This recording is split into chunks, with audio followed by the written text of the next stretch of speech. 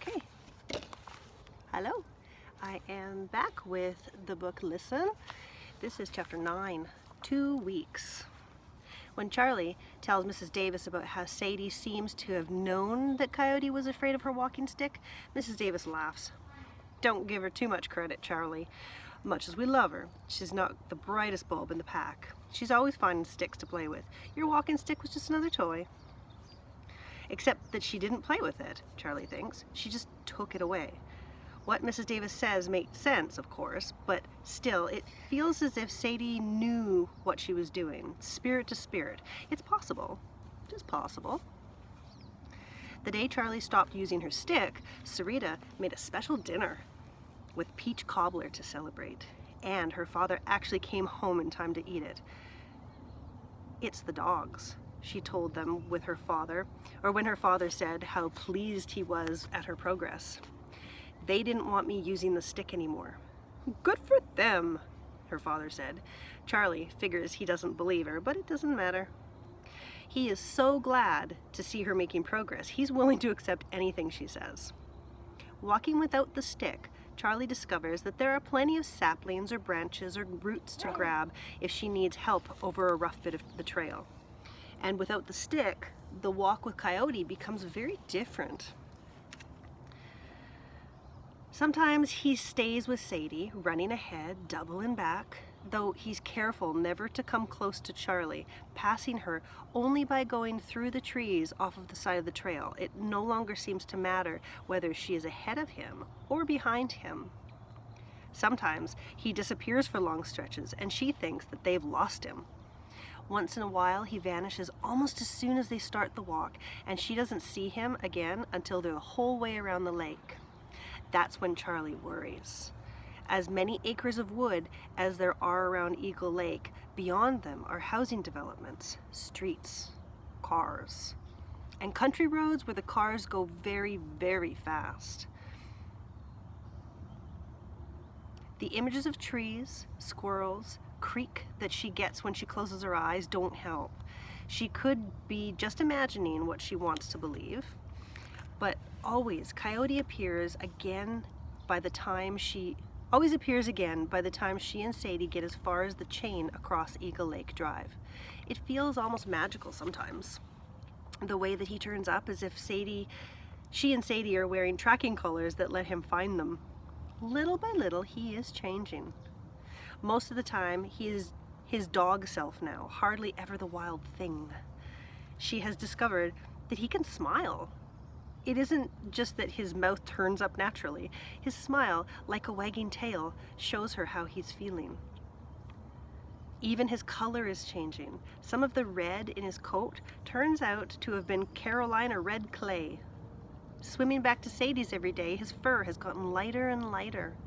His tail, the ruff around his neck, and what she calls his skirts, the long hair on the back of his leg, are a pale beige now, a real contrast to the honey gold of the rest of his coat. The toes of his front feet turn out to be white. Charlie longs to pull the mats and tangles out of his tail and his skirts, to brush him and make his coat shine. She thinks that he's the most beautiful dog she's ever seen. His dark chocolate eyes are lined with black all the way around, a line that slants up in the corners, like the eye makeup on an Egyptian princess. Elegant, Sarita had called him. It is deep into the sticky North Carolina summer now, the air so thick Charlie feels sometimes as if she's breathing underwater.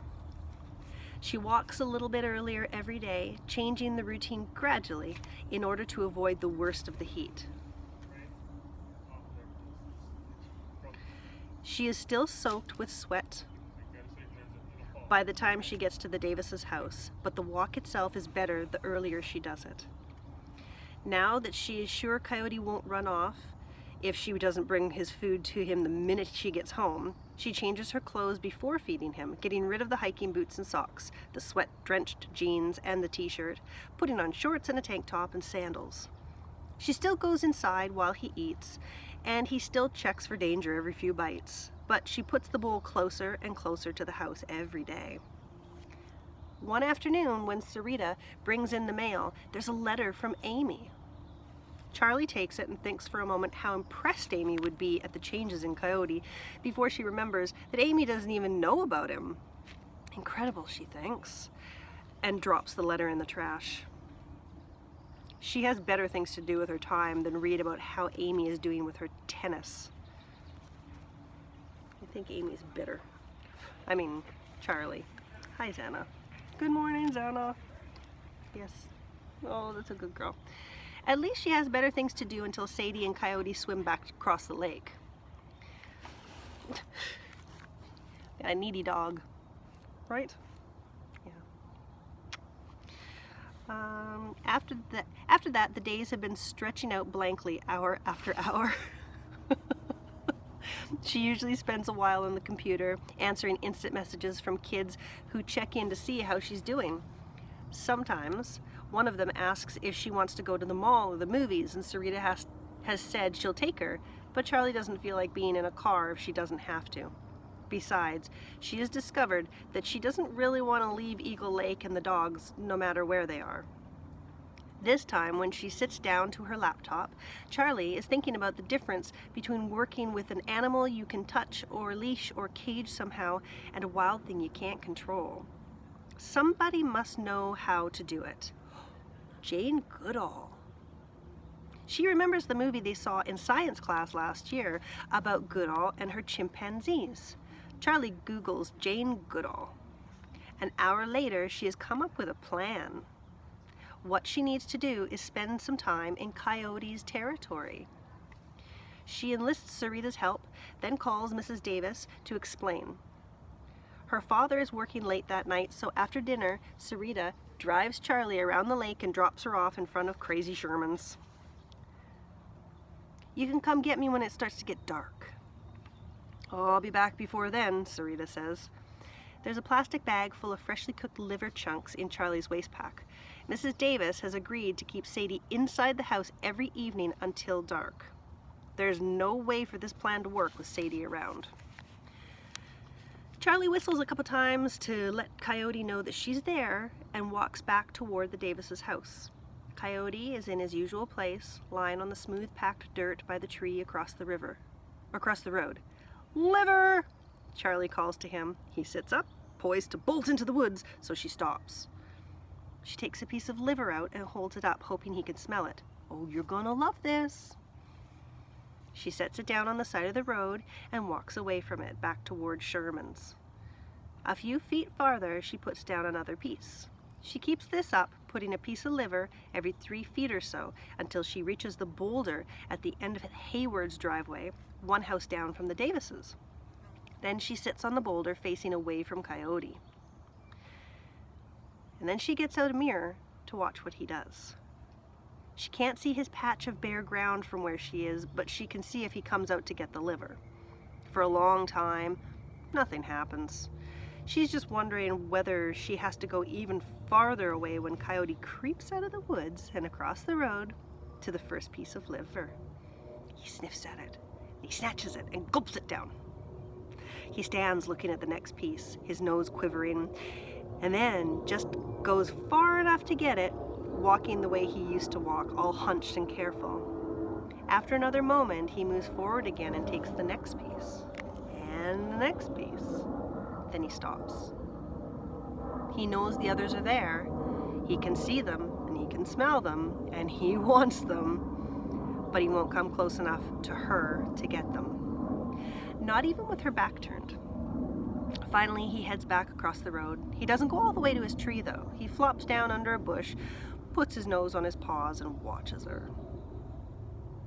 Mr. Hayward comes out to fill his bird feeder. The minute he opened the screen door, Coyote is gone into the woods. Charlie explains to the man what she's doing, why she's sitting on his boulder. That dog's wild, he says. If animal control can't catch him, nobody can. I don't want to catch him, Charlie says. I want to tame him. I don't know what your father's thinking of letting you mess with that dog. That isn't some pet that got abandoned, you know. I know dogs. The way it's acting, it's never been anything but wild. You don't get a dog used to humans by the time it's 3 months old. It'll be wild forever. Wild and dangerous. That's a known fact. Can't any more tame a full-grown feral dog than you can tame a 5-point buck. If it was up to me, I'd get my gun and put him down. You wouldn't! Mr. Hayward shrugs. Come winter, it'll be the only sensible thing. Winter's a long way away, Charlie thinks, but her stomach is in a knot. Mr. Hayward goes back into his house. Known fact. His words echo in her mind. Well, I don't know. The books don't say anything about it. Wild forever? No. There were people in Coyote's life. What about whoever trapped him with food? Charlie swats a mosquito and closes her eyes, remembering the scene she saw before, the man catching Coyote and locking him in a shed.